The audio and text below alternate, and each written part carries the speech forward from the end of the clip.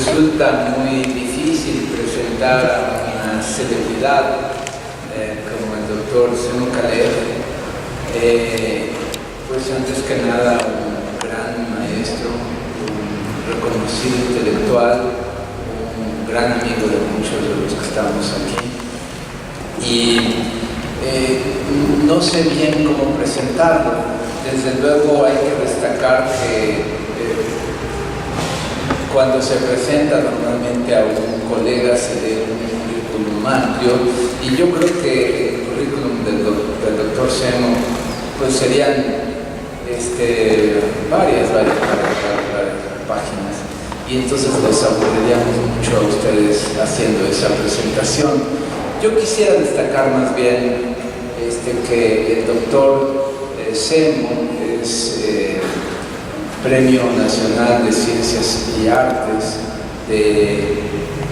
muy recientemente, es profesor emérito de la Facultad de Economía, es investigador emérito del Sistema Nacional de Investigadores, es fundador de varias escuelas de historia, también de la UNAM, también en Ciudad Juárez, en Sinaloa. Es una reconocida institución. Quiero también destacar que su equipo de fútbol preferido es la selección brasileña. No le pregunten mucho por qué México no gana. Esa es una cosa que no, son preguntas que no admiten. También hay que destacar que yo creo que su película favorita, estábamos comentando, era originalmente Buñuel, hasta que salió esta película del infierno, ¿verdad? Que parece que es también favorita de algunos de ustedes.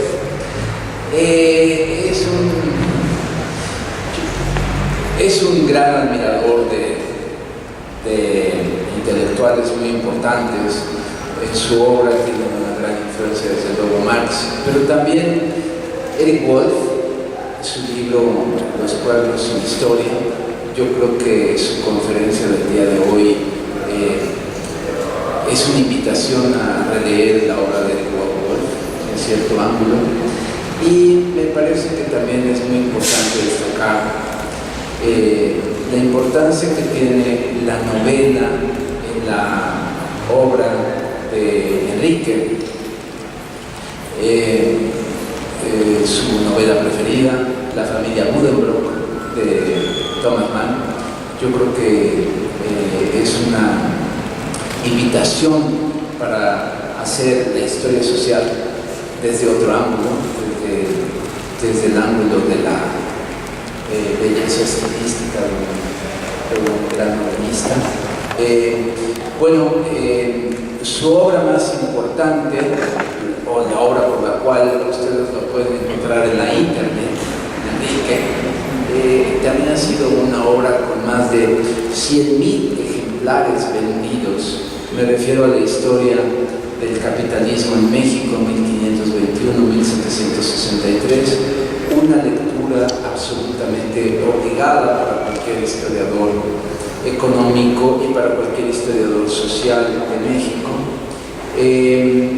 Yo creo que su libro, que actualmente nos promete una historia de la conquista de México, va a ser en más de un sentido una revisión de esta obra, que insisto ha sido traducida al japonés, al chino, al alemán también, ¿verdad?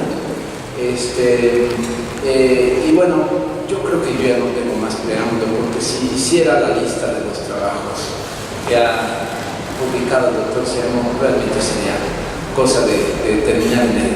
Entonces, sin más preámbulo, les dejo a ustedes con el doctor Semo Khaled y su conferencia titulada México a contracorriente. No hay cosa mejor que escuchar a los amigos hablando de un hombre. Solamente sacan el lado bueno y los éxitos, y los otros que los conocen los otros se los dejan en la manga, solamente para los conocidos. Me queda decir a Luis esas palabras y esperar que no los aburran, un día que señala el fin de semana, el viernes. Según él me dijo, y yo leí más o menos el temario del seminario que nos ha reunido aquí. Ustedes han hablado, pensado y escrito sobre todo sobre Morelos.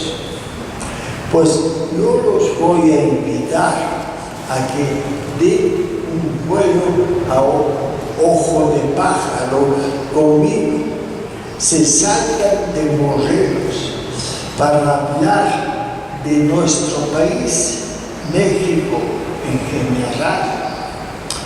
Más todavía, que se salgan de ese país que es México y vuelen conmigo a América Latina. La conferencia que yo voy a leer, porque me es más cómodo, es una conferencia que intenta responder a una pregunta. La pregunta es: ¿dónde está México hoy en relación a América Latina? Porque podríamos plantear otro tipo de preguntas, pero ese es muy importante y hace mucho tiempo que nuestros periódicos, nuestras fuentes cotidianas no nos hablan de América Latina, o nos hablan solamente para decir cosas malas de Argentina, de Brasil, de Bolivia, de Ecuador, todas cosas malas, ¿verdad? ¿Y qué relación tiene el México de hoy, el México de 2015, a punto de ser 16, con la América Latina? Voy a comenzar por hacer algunas afirmaciones de hecho, esperando que eso los motive a pensar. A principios del siglo XXI, las nuevas izquierdas obtuvieron sonadas victorias electorales en los principales países de América Latina. En 1999 fue electo. Todas esas victorias de la nueva izquierda se lograron por la vía electoral. En 1999 fue electo en Venezuela Hugo Chávez con una amplia mayoría para permanecer en la presidencia, siempre reelecto hasta su muerte en 2003. En 2002, en las elecciones presidenciales de Brasil, un dirigente sindical, Lula, derrotó a Fernando Cardoso, representante del posibilismo neoliberal, y hasta hoy el gobierno de centro-izquierda se mantiene en el poder con Dilma Rousseff. En 2005 se produjo la aplastante victoria de Evo Morales en Bolivia, que a fines del año 2014, de este año, se presenta a su cuarta el año pasado, se presenta a su cuarta reelección y también gana la elección. Durará en el poder Evo por lo menos durante 14 años, si no es que más, a base de puras elecciones. Daniel Ortega fue presidente en Nicaragua en los periodos 1985, 1990 y además 2007, 2008 y se reelige por tercera vez en 2012. En el año de 2006, Rafael Correa gana en Ecuador su primer periodo presidencial con mayoría absoluta y es reelegido 2 veces hasta 2017 va a estar en el poder. En la Argentina, Néstor Kirchner gana su presidencia para el periodo 2003-2007. En ese año muere y es electa Cristina Fernández de Kirchner en la cabeza de una coalición de centro-izquierda que gana por mayoría absoluta un segundo periodo que termina este año. Después de una resistencia empecinada a la privatización de compañías públicas, en una serie de referéndums en Uruguay, triunfaba en las elecciones presidenciales de 2004 Tabaré Vázquez, representante de un amplio frente de centro-izquierda. Lo sigue José Mujica, de la misma orientación, y podemos decir quizás un poco más radical que Tabaré Vázquez. Y ahora regresa Tabaré Vázquez, quien acaba de iniciar su segunda presidencia que termina en 2020. En El Salvador no fue sino en 2009 que la izquierda accede al poder al tomar posesión Mauricio Funes del Frente Farabundo Martí por la Liberación Nacional, la organización que mantuvo guerrilla durante muchos años contra la revolución. Al terminar su periodo en 2014, otro compañero de la misma guerrilla y su ministro, su vicepresidente ad honorem, un vicepresidente que se negó a recibir sueldo porque él era un maestro jubilado y dijo que no necesitaba más para vivir y fue vicepresidente con su jubilación de maestro. Ahora es el presidente de Salvador Sánchez Serén, ex comandante de las guerrillas.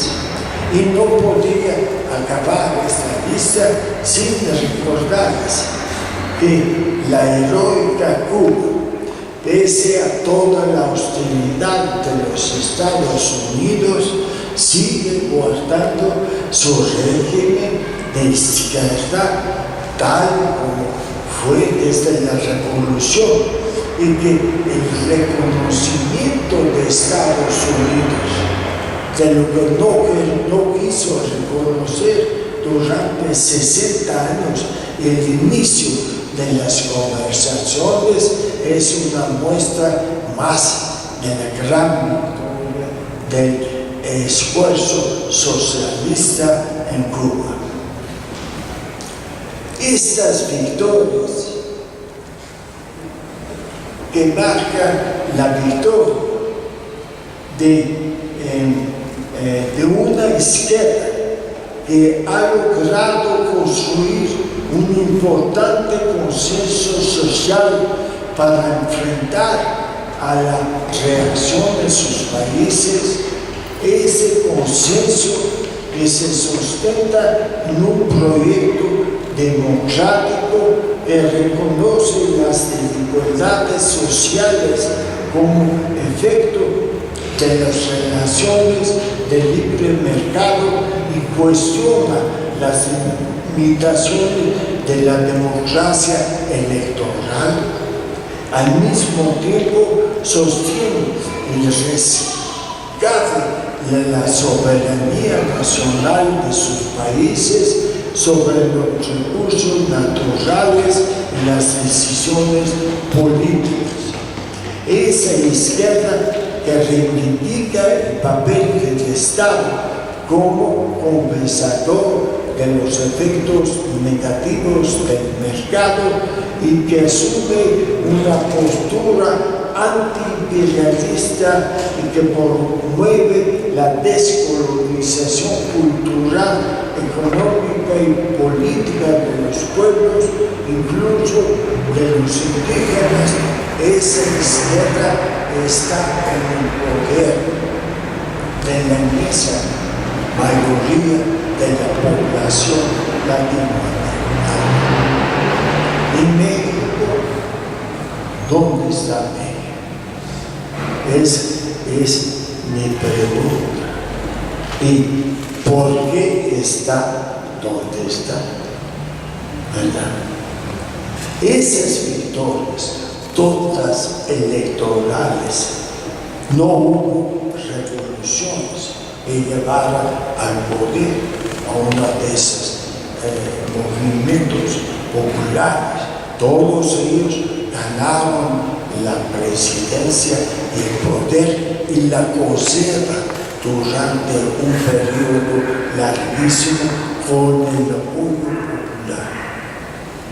Esas victorias se deben a la crisis del Estado neoliberal envuelto en contradicciones insolubles que las presidió durante más de una década. La nueva izquierda ha logrado construir en esos países un importante consenso social para enfrentar la hegemonía neoliberal. Ese consenso se sustenta en un proyecto democrático que reconoce las desigualdades sociales como resultado del capitalismo.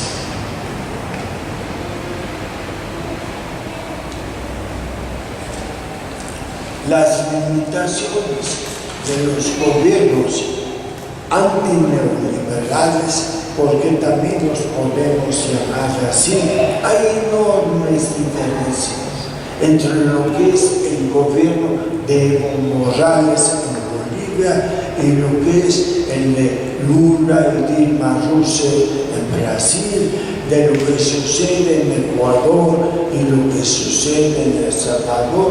Hay muchas diferencias, pero lo común es eso que acabo de expresar. Ahora, muchos de esos gobiernos sufren el ataque directo de sus oligarquías y del imperialismo. Las limitaciones de los gobiernos antineoliberales es que muchas veces son coaliciones en las que participan no solo fuerzas políticas de izquierda, sino otras de centro izquierda o francamente de centro derecha. En algunos la izquierda es el elemento aglutinador, pero no en todos. Después de un dominio turbulento y frecuentemente dictatorial de una serie de gobiernos neoliberales, el ascenso de fuertes movimientos sociales, de protestas ciudadanas y obreras, culminaron en la victoria de corrientes o partidos de centro izquierda o de franca izquierda. Cada una de esas fuerzas plurales tiene características nacionales peculiares, pero también existen rasgos comunes que les han permitido colaborar en una serie de iniciativas continentales y internacionales de grandísima importancia. Así, por ejemplo, la democracia representativa implantada como plataforma de la reestructuración neoliberal se convirtió en la condición para la subida electoral democrática de las fuerzas de izquierda.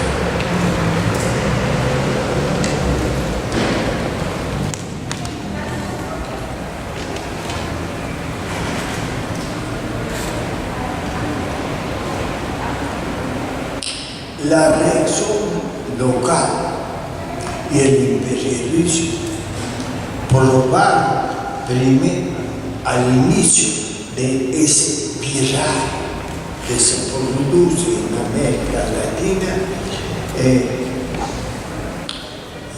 golpes de Estado, los que se presentan ante todo el mundo como portadores de la democracia, de la libertad de expresión, recurrieron a golpes en el Estado como los de Venezuela, Ecuador y Bolivia, o bien a fraudes electorales tratando de impedir la subida de esas fuerzas al poder o la permanencia. Sin duda, los gobiernos de centro, izquierda e izquierda han logrado poner en práctica políticas populares muy importantes. En Brasil son notables, a pesar del ataque que hay ahora contra Dilma Rousseff, las medidas de redistribución y de elevación del salario mínimo. ¿Saben cuál es el salario mínimo ahora en Brasil? Es $370 al mes. Hagan ustedes cuenta y comparen con nuestro salario mínimo, que han disminuido el número de pobres. La política internacional que ha jugado un papel determinante en Brasil en tratados de libre comercio, otros organismos americanos en la participación en los famosos BRICS. En Bolivia, la izquierda representa una sociedad abigarrada, con múltiples movimientos que tienen raíces a la vez en sectores modernos, comunidades agrarias e incluso pueblos nómadas. En asociaciones étnicas, productivas, asociativas y culturales que representan diversas formas de organización y participación. Es un movimiento en el cual los ensayos de reforma institucional y constitucional no han pedido al país tener una economía sólida. Bajo el gobierno de Evo Morales, el PIB se ha duplicado y las tasas anuales de crecimiento son de alrededor de 7%. La estabilidad macroeconómica es ejemplar. Los intentos de la derecha por desestabilizar el país han fracasado y la participación de los indios, mayoría de habitantes en Bolivia y mestizos, en todos los sectores de la vida, especialmente los de educación, han aumentado considerablemente. En Venezuela, quizás el desarrollo más importante ha sido la implementación de nuevas formas y mecanismos de participación popular en la sociedad. Nuevas formas que aseguran la inclusión de la mayoría pobre que históricamente ha sido excluida de la vida nacional en Venezuela. La presencia activa de las ideas peligrosas en la escena política cada vez hacen a las multitudes cada vez más informadas, movilizadas y organizadas, decididas definitivamente a salir de su pobreza, de la falta de educación y de salud, de la pasividad anterior que explica el violento rechazo del chavismo por las clases medias y altas que se caracterizan por un racismo galopante.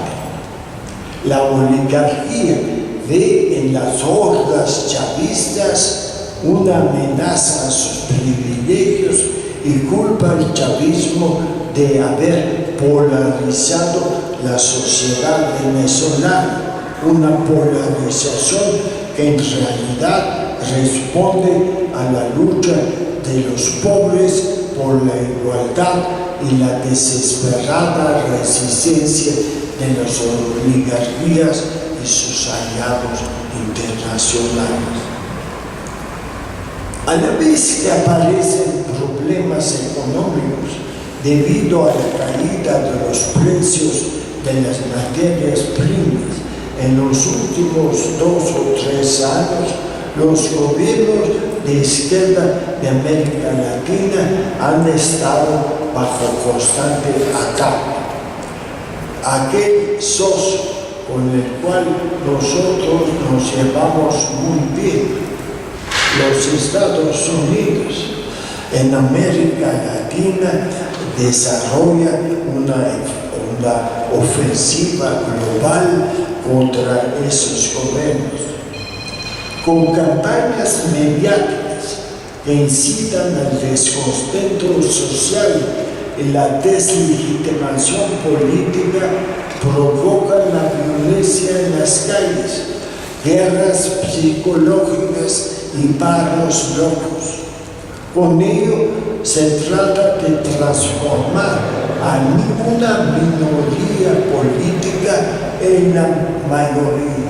La violencia puede a veces hacer eso, transformar a una minoría en una mayoría, ampliando sus reclamos, crispando las controversias y desgastando a la verdadera mayoría que gobierna con el propósito de causar la caída de los gobiernos por medio de actos judiciales o parlamentarios, como se hizo en Honduras. Desde Ecuador, que está ahorita en el ojo de la tormenta, Rafael Correa advierte que se trata de una estrategia continental que va a continuar.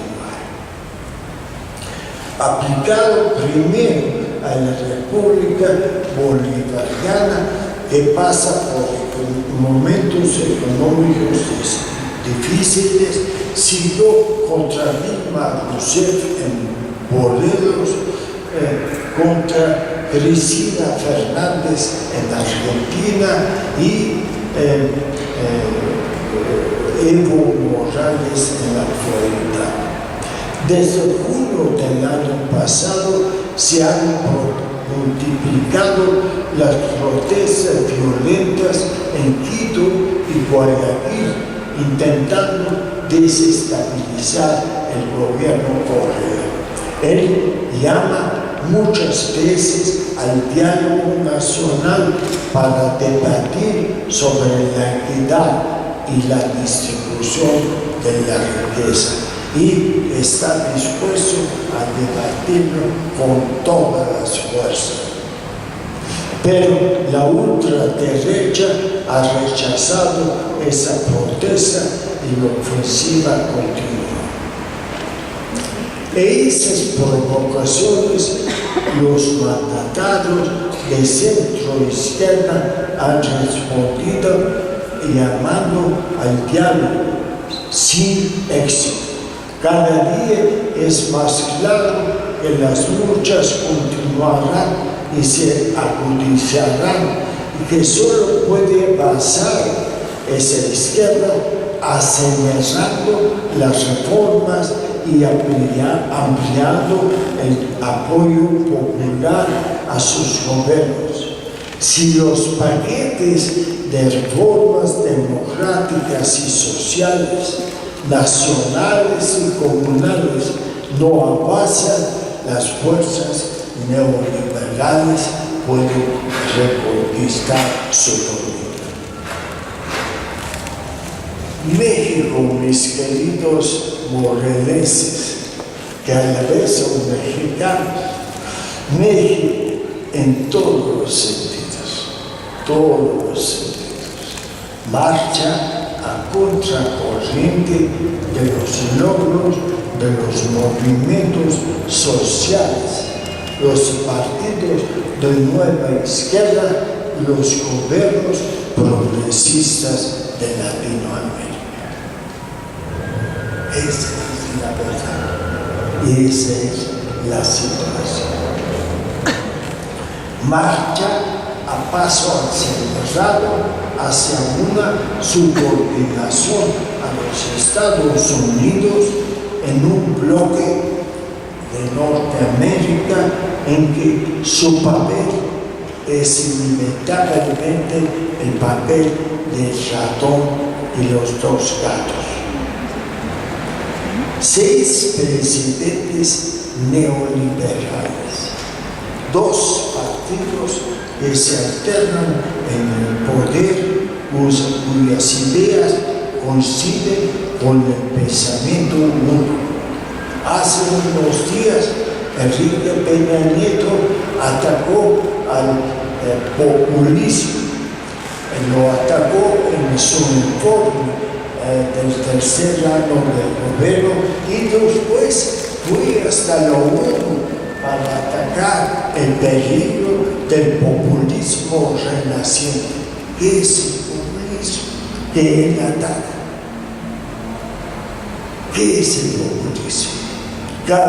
Cualquier esfuerzo de democracia que vaya más allá de lo electoral, por ejemplo, la igualdad ante la ley.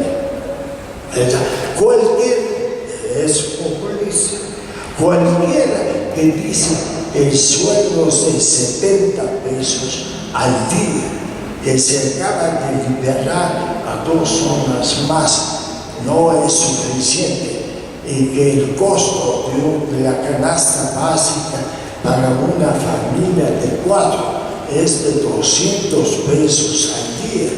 Cualquiera que diga esa situación es un populista.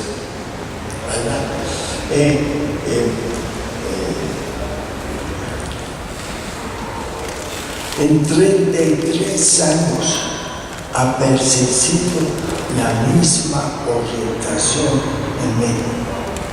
La trayectoria de nuestro país durante ese periodo es opuesta totalmente a la de los gobiernos latinoamericanos de izquierda y de centro izquierda, y hasta de los gobiernos progresistas. Aquí el neoliberalismo entró por la puerta grande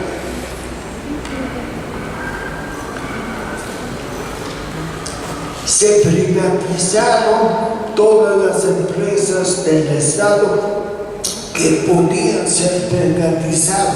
No más faltaba una grandotota, Pemex, y acaba de privatizarse. Ya hay 2 compañías extranjeras que tienen concesión para horadar y obtener petróleo en México. Aquí,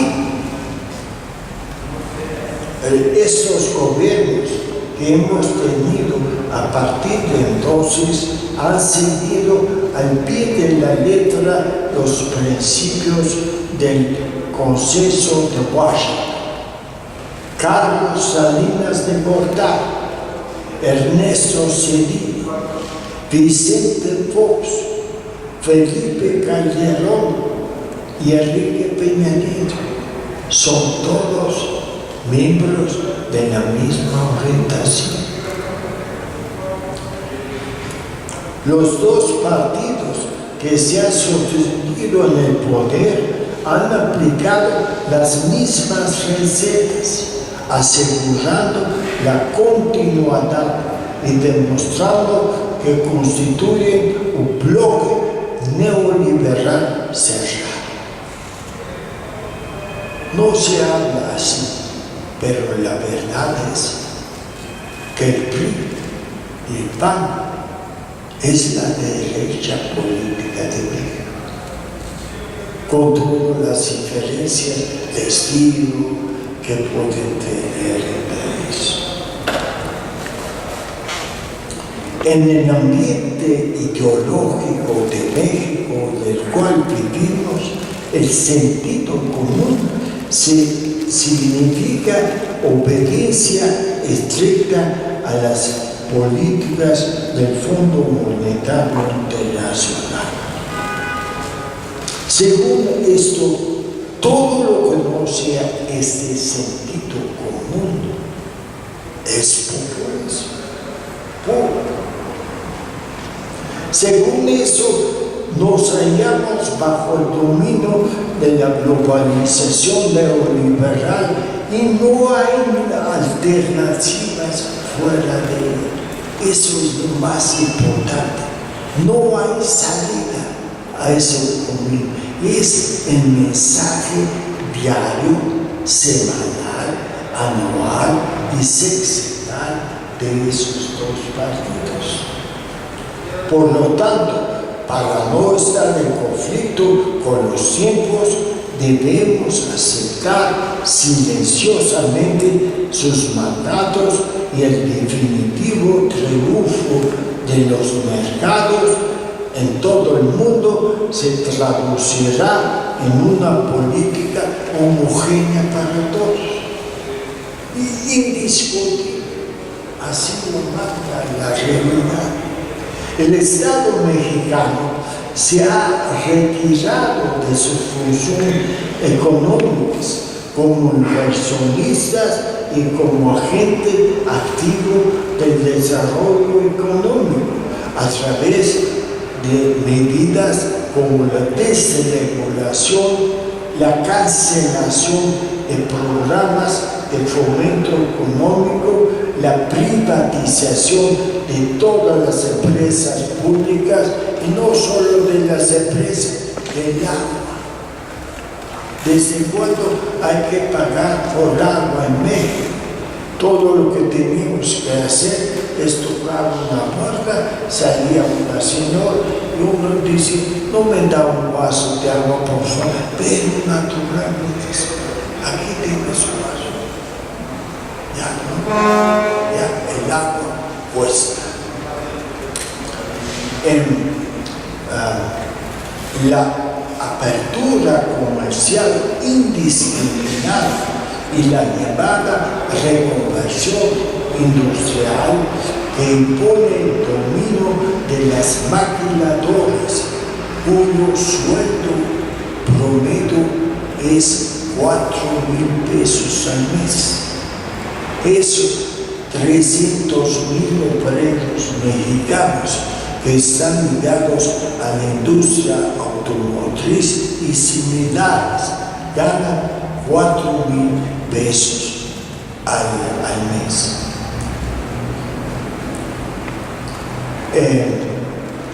Dominio de las maquiladoras y incapacidad de la economía mexicana de transformarlas en impulsadoras del desarrollo industrial autóctono. La firma del Tratado de Libre Comercio de América del Norte, TERCAN, mejor conocido como NAFTA, en 1994 abrió las puertas irrestrictamente a la inversión extranjera, fundamentalmente norteamericana. Se privatizó la banca y se dio fin a la reforma agraria por medio de una nueva ley.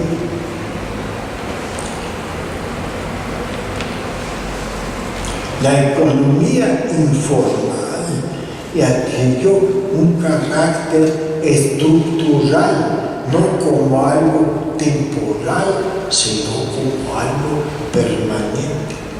50% de la fuerza de trabajo está en la economía informal.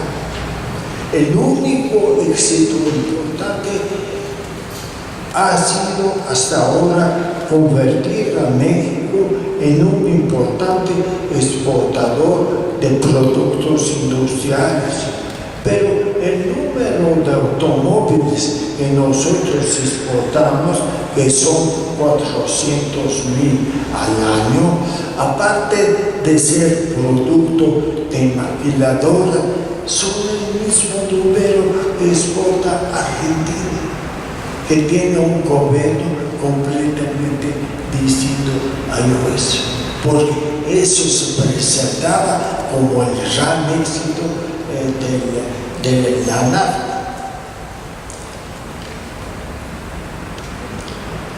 Las maquiladoras, además, son prácticamente todas extranjeras. Y lo nuevo es que la mayor parte de la inversión directa extranjera en México es improductiva. Ustedes han visto por todas partes anuncios de que,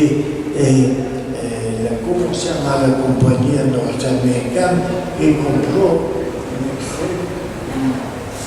AT&T? Una compañía que compró las dos compañías de comunicación mexicanas y lo han hecho con la cerveza y lo han hecho casi con todas las buenas grandes empresas mexicanas que había. Es verdad que desde 1988 la economía y la sociedad mexicana han cambiado mucho. Esos cambios pueden resumirse en los siguientes. 1. Situación de sistema mixto de la economía, con un sistema antes era mixto. Ahora es un sistema basado en el libre mercado que va tomando todos los espacios que antes eran del Estado. 2. Prioridad absoluta del equilibrio macroeconómico. La devaluación del peso territorial sirve a los mexicanos, es favorable a ustedes, así lo dicen del gobierno.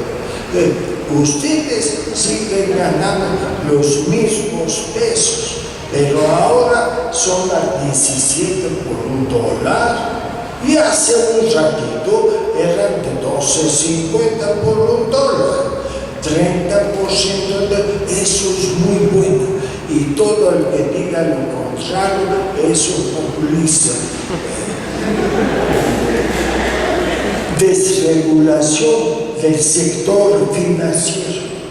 Todos los límites que había para el sector financiero han desaparecido. Y así, compañeros, compréndanlo bien, hay dos Méxicos. No es cierto que todos los mexicanos estemos sumidos en la crisis. Hay un porcentaje breve de mexicanos que nunca la han tenido mejor, nunca. En esos 30 años ha habido una concentración del ingreso en los 2% más altos de la población como nunca antes. 4.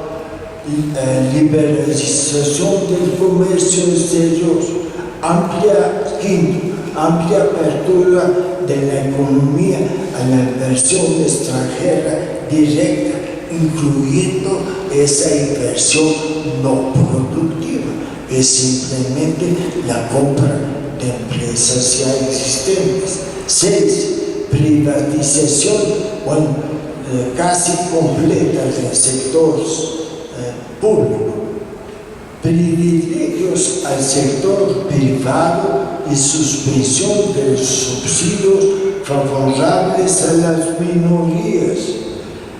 8. Un sistema político multipartidista, pero marcado por el fraude. 2 veces la izquierda mexicana, una izquierda muy similar en la izquierda que hay en América Latina hoy, bueno, a la mexicana, pero bastante similar, ganó las elecciones, o posiblemente ganó las elecciones en 1988 y en 2006, y hubo fraudes electorales gigantescos. En 88 se cayó el sistema, y en 2006 la izquierda perdió por 0.56% de los votos. ¿Será?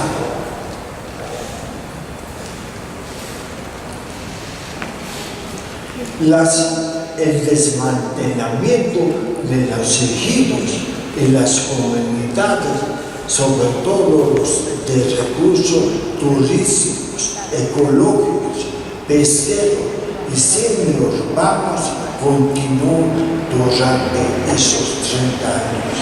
Se mantiene rigurosamente la política de subordinación a los Estados Unidos en todos los campos. Nuestro país, que se caracterizó por una política exterior independiente, y ahí está para demostrarlo las relaciones con Cuba en los momentos más difíciles que nosotros sostuvimos. Ahora es una política totalmente subordinada a los Estados Unidos. Las reformas de Peña Nieto, aprobadas durante los primeros 20 meses de su gestión, son básicamente otras: la reforma energética, la reforma educativa, la reforma laboral y la reforma político-electoral son la culminación del proyecto de nación estrictamente neoliberal. De aquí podemos discutir cada una de esas reformas. En México,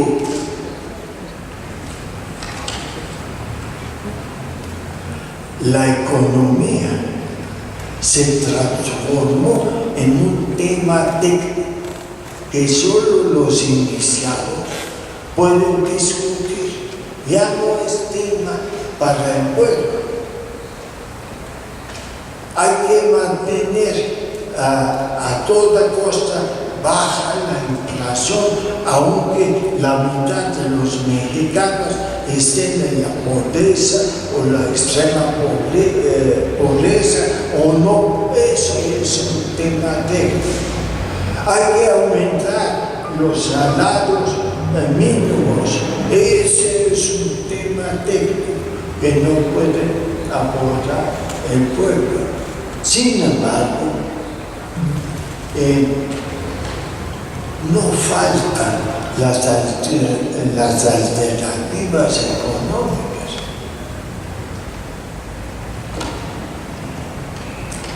Aquí podría relatar de por lo menos 4 alternativas económicas y sociales a esa política que han elaborado profesionistas, especialistas de todos los campos y de que se podrían poner en práctica.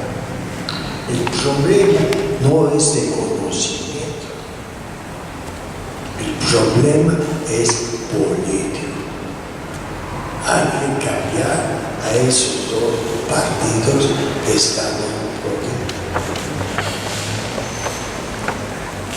Pero aquí el problema es la izquierda que se había propuesto cambiar, impedir ese procedimiento. Yo estoy de acuerdo que la reacción tiene su culpa, pero toda la culpa no es de la reacción. Hay también culpas de la izquierda, por las cuales México no ha podido seguir el camino de Argentina, de Brasil, de Bolivia, de Ecuador, etc. Hoy día, como siempre, hay que comenzar, pero con un gran sentido de responsabilidad.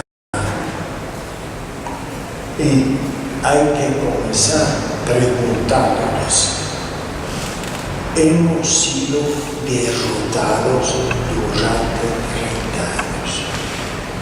¿Por qué perdimos? ¿Qué éramos hace 30 años? ¿Qué queríamos? ¿A dónde pretendíamos llegar? ¿Y a dónde hemos llegado? Hablando solamente de la izquierda electoral, porque hay otra izquierda. Están los maestros, están los sindicatos, están los SINAPA y los padres, una izquierda muy grande. Están los estudiantes manifestando, es el 2, hoy 2 de octubre no se olvida, ¿verdad? De ellos no voy a hablar, solo de la izquierda electoral. ¿A dónde hemos llegado? A una izquierda electoral dividida y una izquierda social dispersa. A gobiernos locales supuestamente de izquierda que no representan al pueblo y que participan en las redes de corrupción de la derecha. Ninguna intención de hablar de Morelos, estoy hablando exclusivamente del país. Al vacío ideológico. Ya no sabemos qué es la izquierda porque no nos hizo. Al dominio pedestre de un pragmatismo, la izquierda de hoy desprovisto de todo principio ético. Ganar elección, ganar, eso es el único objetivo. En un país que como las elecciones no para nunca, porque nos dan coseta. Siempre estamos en elección, cuando es el sur, es el norte, el este o el oeste. Y nuestros políticos de izquierda se dedican nada más a ganar elecciones, cueste lo que cueste. Se podría resumir esa situación en los siguientes términos. El PRD como tal fue concebido e impulsado originalmente por las mismas fuerzas en América del Sur. Pero ya no existe ese PRD, el que se fundó en 1989. Y 4 tendencias centrales lo han alejado de su tarea. Primero, una cultura antidemocrática que propicia la corrupción y la impunidad al interior del partido. Segundo, el alejamiento del partido de los movimientos populares, sus luchas y demandas locales diversas y la concentración exclusiva en lo electoral. ¿Qué pasó en Guerrero? 3. Los malos gobiernos y representantes políticos populares del PRD que le dieron y dan la espalda al pueblo y su ideal de izquierda. 4. La pérdida de autonomía y la colaboración con la derecha desde las alianzas electorales hasta el apoyo a las reformas neoliberales. Y sin embargo, la nueva izquierda mexicana nació bien, nació como las demás de América Latina, a raíz de los grandes movimientos populares, fue presidida por la gran solidaridad popular después del sismo de 1985, que permitió a los habitantes del DF tomar posesión de su ciudad. Las movilizaciones de los estudiantes del CEU en 1986, las luchas por la vivienda de múltiples organizaciones vecinales, por los recios movimientos sindicales reprimidos a partir de la crisis de 1982, a la candidatura de Cárdenas se sumaron decenas de organizaciones de todo tipo y centenares de miles de ciudadanos de todos los credos posibles, nacionalistas, comunistas, trotskistas, antiguos guerrilleros, cristianos de la teología de la liberación. Durante los primeros años de vida, el PRD obtuvo victorias importantes en muchos frentes, entre los cuales se cuentan los 17 años de gobierno del DF. ¿Podrá la izquierda tener una vez un gobernante suyo en el gobierno del DF? Pero poco a poco se impusieron las prácticas nocivas y por temor, además, ningún contacto del PRD con esos movimientos de América Latina.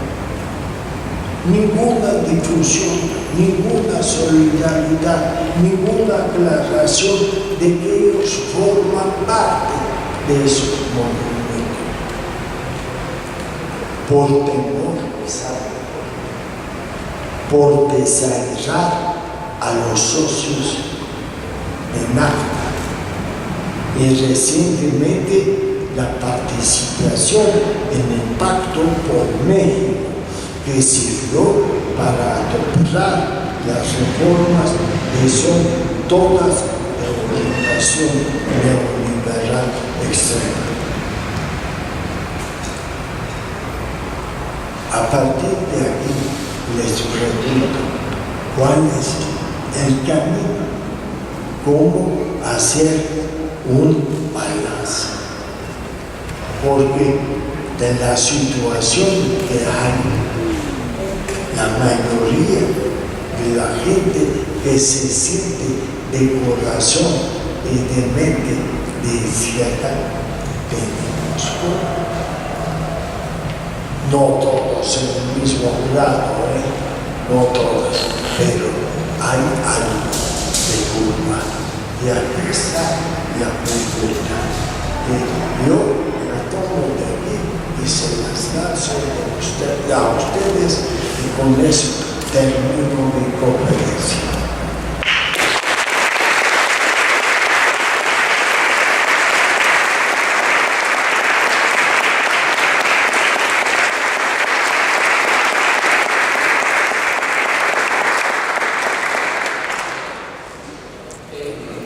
A nombre de todos quiero agradecer mucho las brillantes palabras y el despliegue argumental del doctor Semo, y sin mayor preámbulo quisiera dar paso al público que quiera inquirir, preguntar al doctor Semo alguna inquietud, que ya veo algunas manos por ahí. Por favor.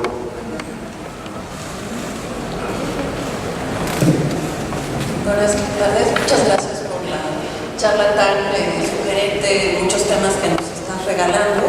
Bueno, yo tengo una también, tratando de contestar esta pregunta, pero generando también otra pregunta.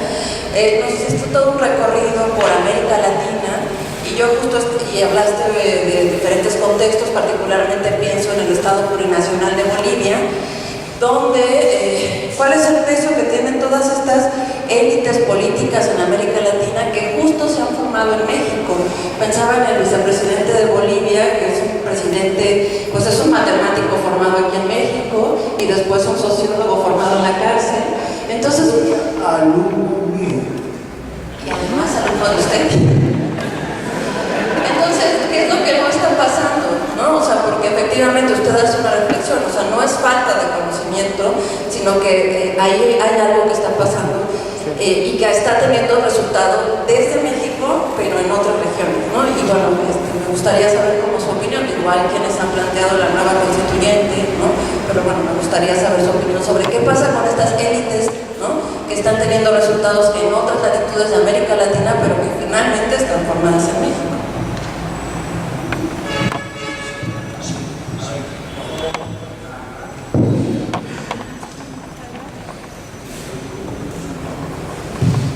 Hola, buenas tardes, doctor. Tengo dos preguntas en cuanto a su opinión de este nuevo partido de oposición que surgió de la fragmentación de PRD, Morena. Y la segunda pregunta es su opinión de dónde están los movimientos disidentes, los partidos políticos clandestinos, las guerrillas, cuál es digamos, cómo están posicionados, cómo los ve usted, cuál es su opinión acerca de ellos. Gracias.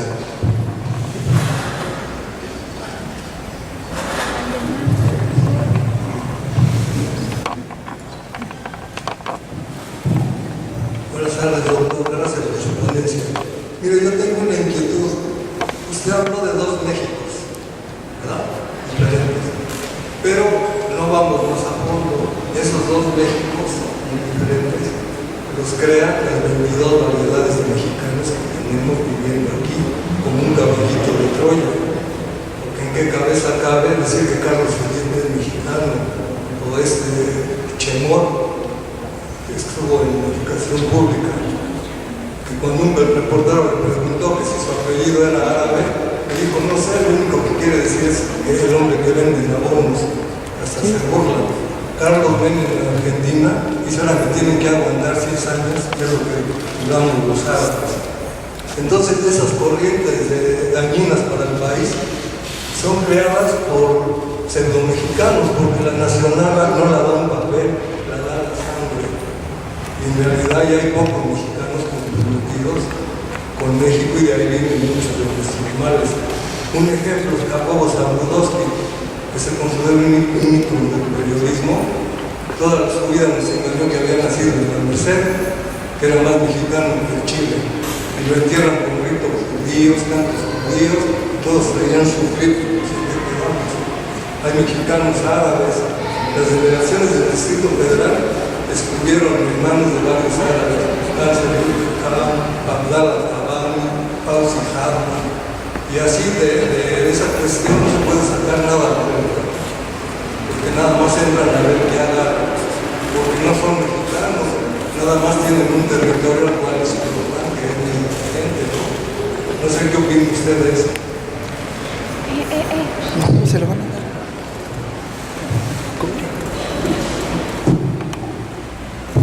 Bueno, yo tengo 2 preguntas.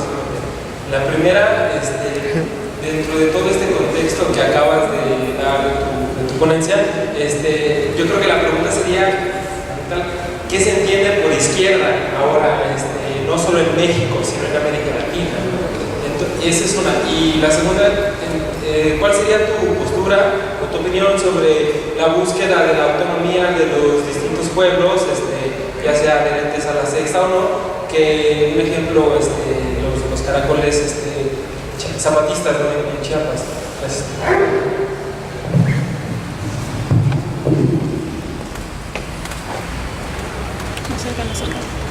Vamos a, va el doctor Sermo Es cierto, mucha de la gente que jugó un papel importante en la izquierda de América Central, por ejemplo, Guatemala, El Salvador, Nicaragua y en otros lugares, se educó parcialmente o totalmente en México. En los años 70, en que en México había un gran brote de pensamiento y acción de izquierda promovido por el movimiento de 68 que fue reprimido, pero las ideas no se mueren por la represión de sus autores y siguieron vivas y pasaron de universidad a universidad.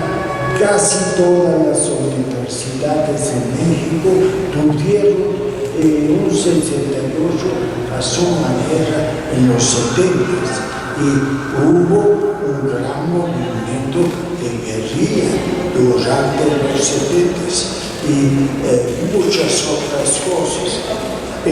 Durante ese periodo, aparte de que mexicanos fueron a todos los movimientos de Centroamérica, los hubo en Salvador, en Guatemala, en Nicaragua, hubo mexicanos que participaron. Yo recuerdo el nombre de varios de ellos, ¿verdad? México fue el país del refugio, el país que daba su apoyo a todos los refugiados de los golpes de Estado en Chile, en Brasil, en Argentina, ¿verdad? México fue eso. Y la pregunta es, ¿sigue siendo?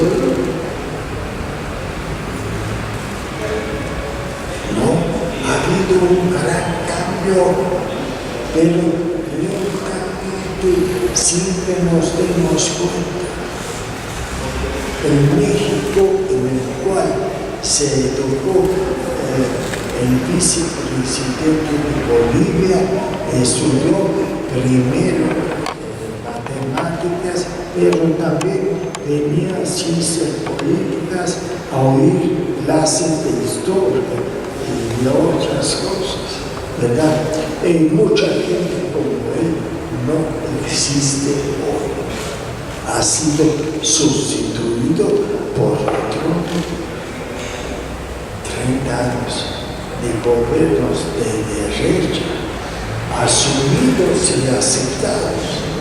A pesar de todo, han hecho su trabajo. 2. Sobre Morena.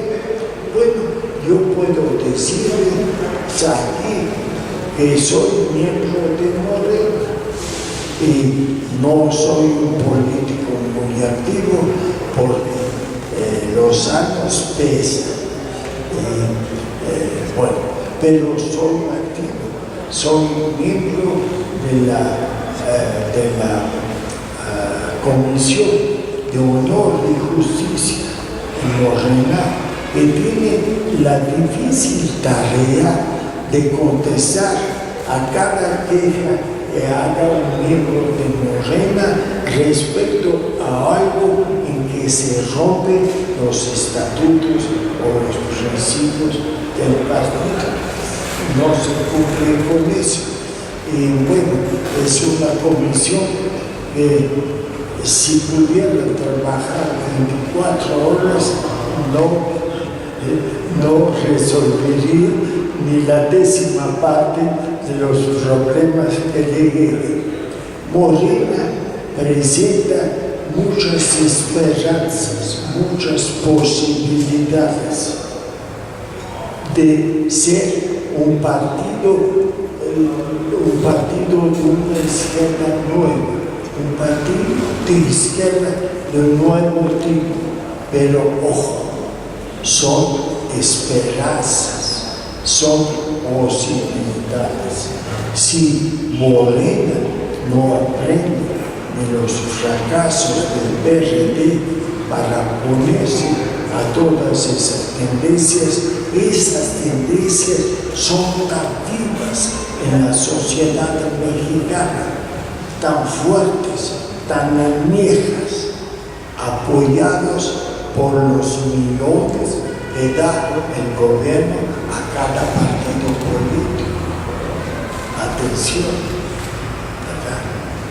Si no logra resistir a eso y definirse como un partido de nuevo tipo, por ejemplo, ¿qué de los gobiernos del PRD?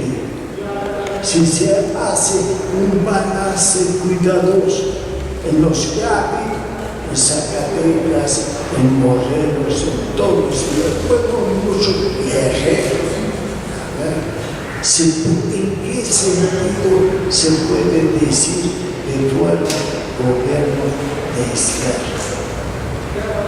Hicieron algo diferente a lo que hacen los otros gobiernos, que los hayan marcado en su diferencia.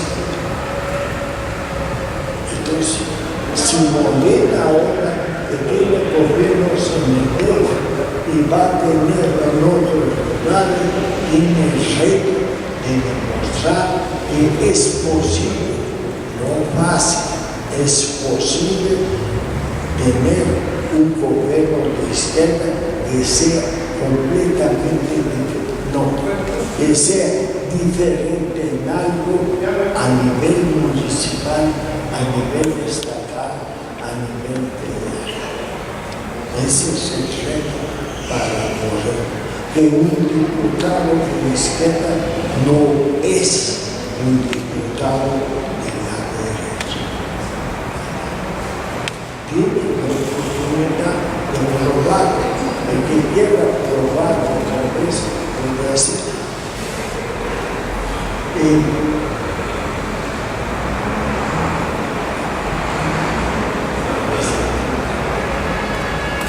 ¿Qué se entiende por izquierda en México? Nada. Nada.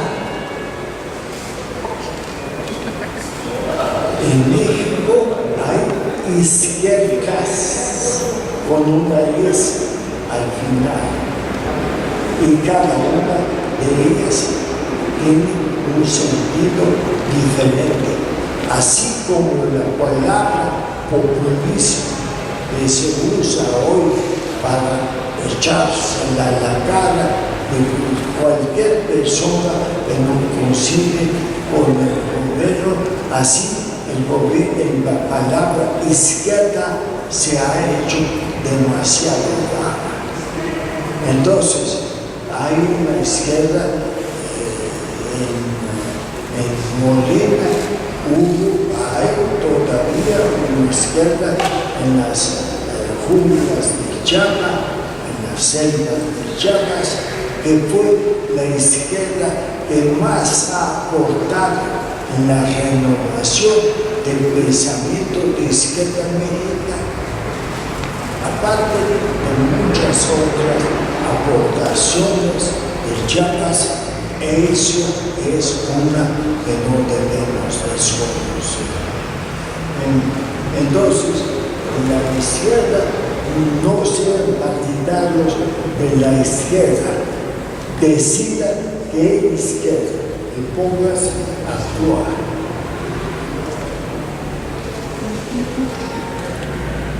Opinión de la búsqueda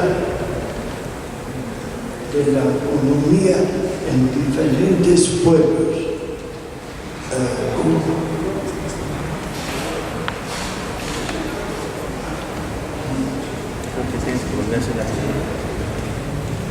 Pues es más ¿cuál es tu opinión sobre la articulación de la autonomía de distintos pueblos que no necesariamente están afiliados a un partido político, llámese PRD, Miren, la izquierda mexicana es enorme. Hay organizaciones locales de 1000 nombres, comunidades estatales, pequeñas organizaciones ex-comunistas, comunistas, organizaciones que han surgido de la guerrilla. México está lleno de organizaciones de izquierda y yo soy muy respetuoso de las características particulares de cada una de ellas. El gran problema para ellas y para nosotros es cómo lograr un frente de las diversidades, al menos en un problema principal, en dos problemas principales y en la estrategia para conseguir, respetando todas las diferencias y todos los colores, ¿verdad? Ese es el gran problema, por ejemplo, que ha resuelto en Uruguay, brindando todas las organizaciones en un gran frente que ha estado ganando las elecciones ya durante 20 años. Entonces, ese es el problema. Yo respeto totalmente en las demandas particulares, por ejemplo, los ensayos que hacen los zapatistas o las comunidades, es algo muy importante y está muy bien, y así de cada una.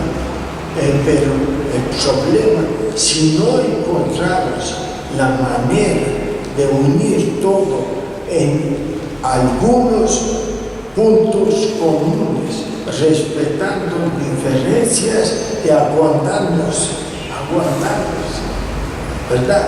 Si no logramos eso, no vamos a ganar como en el resto de América Latina.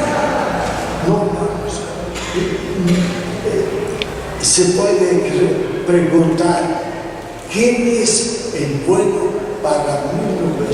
para 2018. ¿Quién es el pueblo? El pueblo es el pueblo. El pueblo es un frente de todas las organizaciones con un buen candidato, claro está. Pero si no hay ese frente común, no alrededor de un candidato, alrededor de 2 o 3 problemas fundamentales, la escena mexicana no podrá llegar al gobierno. Y el problema de quién es mexicano, con mucho respeto abordo ese problema. Voy a comenzar con una anécdota. Chabela Vargas, exponente máxima de nuestra nación mexicana,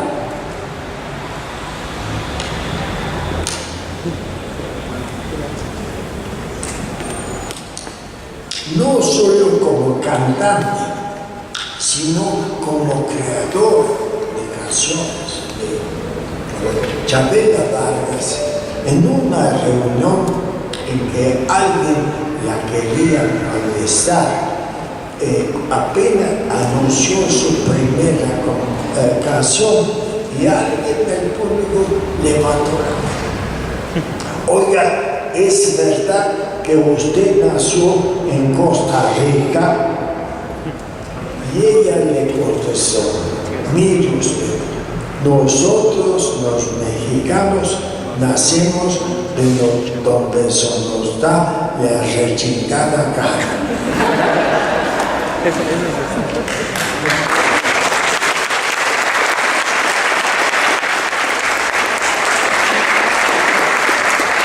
En el mundo de hoy, no pregunte usted tanto dónde nació tal individuo o qué pasado tuvo en la infancia, porque vivimos en un mundo realmente globalizado. Tengo un nieto que está casado con una china de Taiwán. Yo espero con mucho ansia tener un nieto o una nieta que sea el resultado de los dos.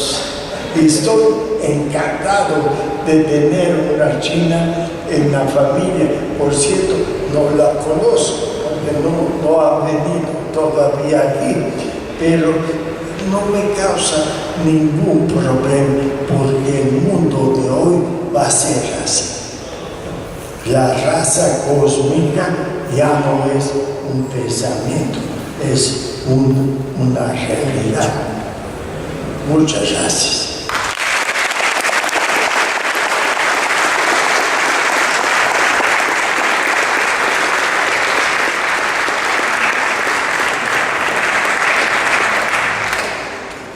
Muchas gracias a todos por su paciencia. Yo quiero renovar a Enrique nuestro agradecimiento de parte de la Facultad de Humanidades, de parte del público en general. Le tenemos un reconocimiento aquí, también en algunos libros, pero sobre todo, Enrique, tú tienes nuestra gratitud por tus palabras, por tu elegancia intelectual. Y renovaría a ustedes el deseo, la solicitud de que aplaudiéramos al doctor Gema.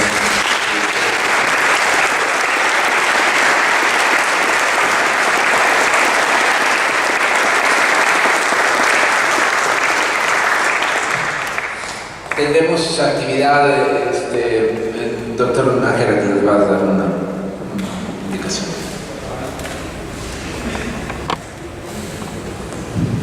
Bueno, antes que nada, de parte del comité organizador, le damos muchas gracias por haber aceptado venir a dar esta brillante conferencia magistral que está precisamente dentro del marco de lo que ha sido todo nuestro congreso y, bueno, de nueva cuenta reiterarle el agradecimiento por haber